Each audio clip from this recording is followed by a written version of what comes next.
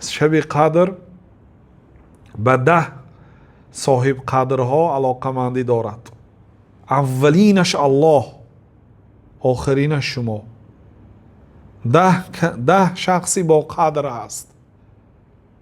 با قدرترینش الله است که در شب قدر قرآنی با قدر را نازل کرده است. شما اگر همین 10 شب قدردانی کنید، غنیمت دانید، شخصی با قدر میشید، هم در نزد الله تعالی هم در نزد خلق. بنابراین من فرصت است برادرها، 10 روز دیگر ماند.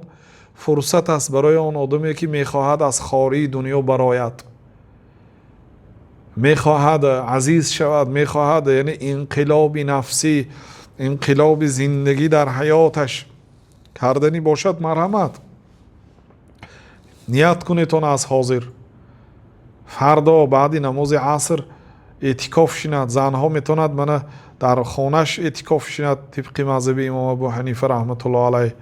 اما یک خانه یک حجره برای خودش مسجد معین میکند، همونجا نشسته 10 شبانه روز الله تعالی عبادت میکند. اگر شوهرش اجازت دهد یا زنهای بی شوهر باشد، مرحمت 10 شبانه روز اعتکاف شینید، از همون خانه تان نمیبراید.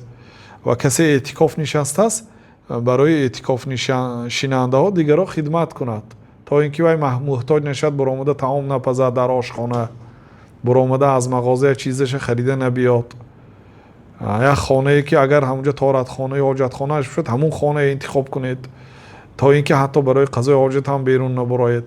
و مردها باید در مسجد شینند، چون که الله تعالی گفت و انتم عاکفون فی المساجد، وقتی شما در مسجد های اعتکاف نشستید، گفت یعنی قید کرد که اعتکاف جاش برای مردها این مسجد است. برای زنها هم بنابر بعضی مذهب‌ها باید در مسجد شینند.